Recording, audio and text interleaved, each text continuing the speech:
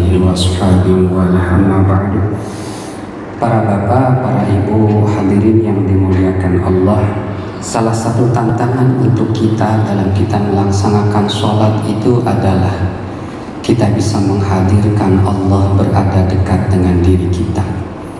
Itu adalah PR besar yang selama ini menjadi tantangan terberat mungkin untuk kita ketika kita melaksanakan sholat yang mungkin sudah kita laksanakan beribu-ribu kali, khususnya bagi yang sudah senior, karena mungkin sejak balik usia katakanlah laki-laki 15 tahun, sekarang bapak usia misalkan 50 tahun, 50 dikurangi 15, 35 tahun. Kalau dalam satu hari 5 kali sholat kan sudah puluhan ribu, udah ribuan kali sholat.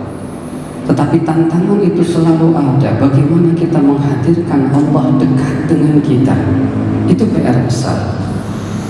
Dan memang diakui oleh Al-Quran dalam salah satu ayat, A'udzubillahi minasyaitonirrajim, Bismillahirrahmanirrahim, wasta'inu bis-sabri was-salah wa innaha lakabiratun illa 'alal khashi'in alladzina yadhunnuna annahum mulaqu rabbihim wa annahum ilaihi raji'un. Wasta'inu, dan hendaklah engkau semuanya meminta tolong kepada Allah, bisabri dengan sabar, wassalati dan dengan salat, wa innaha dan sesungguhnya salat itu lakabiratun, betul-betul sulit, betul-betul berat, illa 'alal khashi'in, kecuali bagi orang-orang yang khusyuk.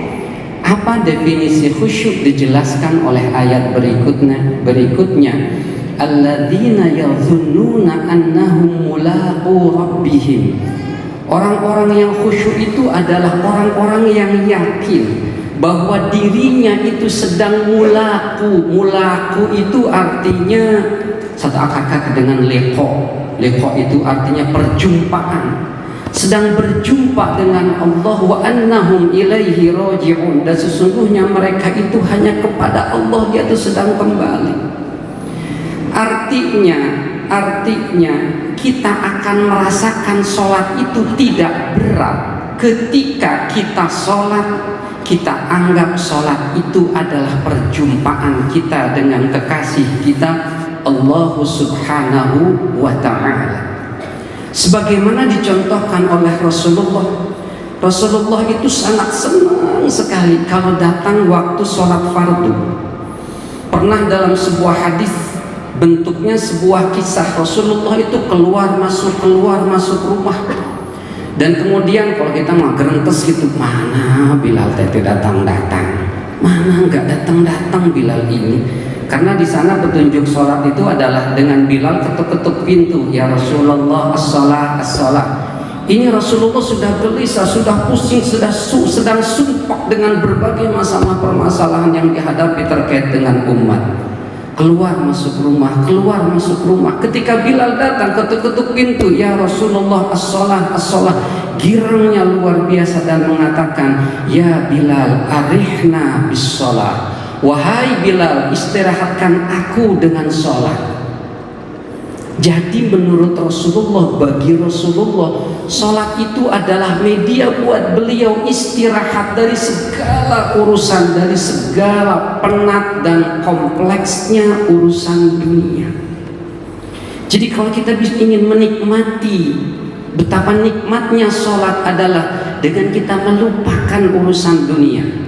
Kenapa? Karena banyak orang bermasalah, misalnya bermasalah secara pikiran, mental disability, atau mengatakan orang gila seperti itu, atau orang stres, depresi, itu pasti karena urusan dunia. Tidak pernah saya mendengar orang soleh, orang yang dekat dengan Allah, banyak ibadah, banyak sujud, yang dia pikirkan akhirat seperti bagaimana dia nanti ke depannya, itu kemudian mengalami stres dan depresi. Tidak ada. Orang stres dan depresi pasti mikirin makhluk, pasti mikirin dunia. Tidak ada yang mikirin Allah kemudian stres dan depresi. Inilah media kita untuk istirahat dari urusan dunia. Ketika kita sholat, kita lupakan segala urusan dan kita ingat hanya Allah, karena kita saat itu sedang bertemu dengan Gusti Allah. Makanya kemudian dalam sejarahnya Rasulullah itu ketika datang waktu sholat, luar biasa wajahnya berbinar-binar, bahagianya luar biasa. Kadang saking bahagia dan saking rindunya ketemu dengan Gusti Allah, beliau keluar dari rumahnya jalan seolah-olah, kata para sahabat, seolah-olah Rasulullah nggak kenal kepada kami. Ditanya pun, disapa pun, Rasulullah fokus aja ke depan, ke mimbar dan kemudian sholat. Saking sudah kangennya ketemu dengan Gusti Allah.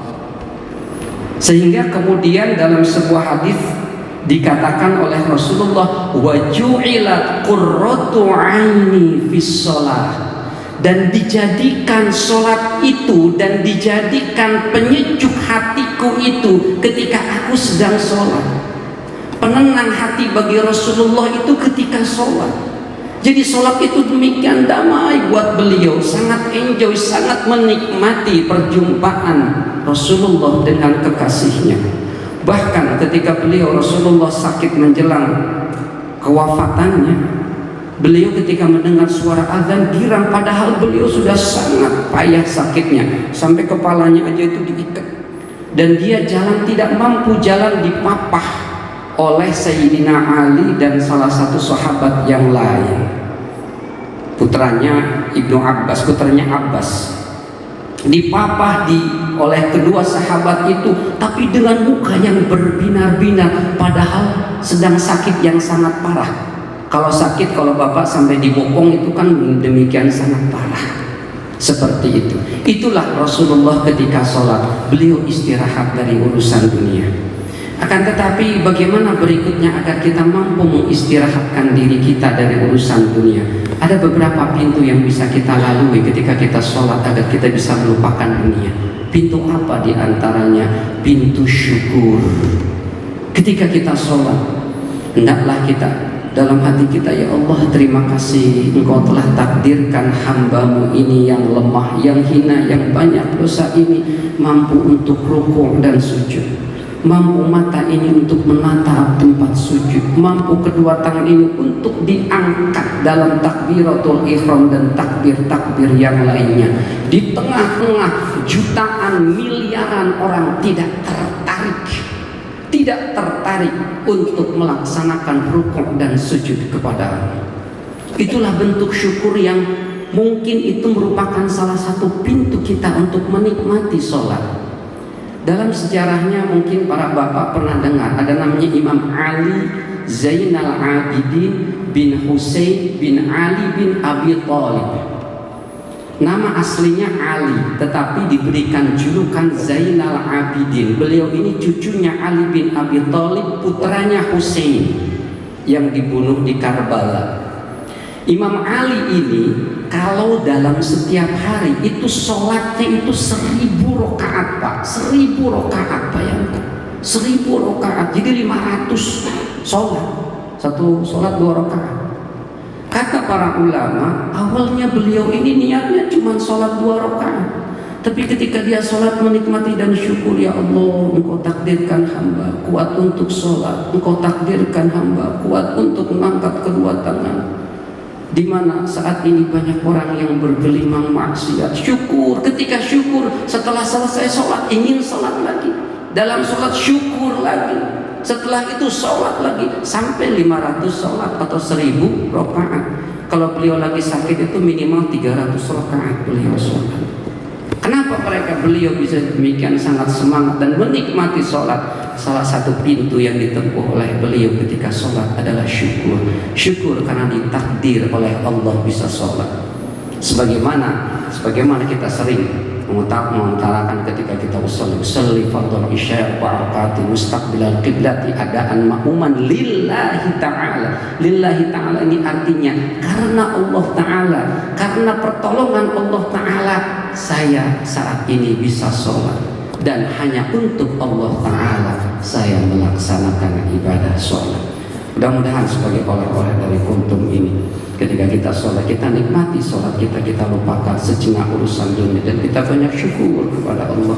Mata kita bisa kita gunakan untuk melihat mengangkat hidung kita untuk bernapas, dan kita diberikan kesehatan oleh Allah. Subhanallah wa bihamdika, asyhadu an la ilaha illa anta, astaghfiruka wa atubu ilaik. Assalamualaikum warahmatullahi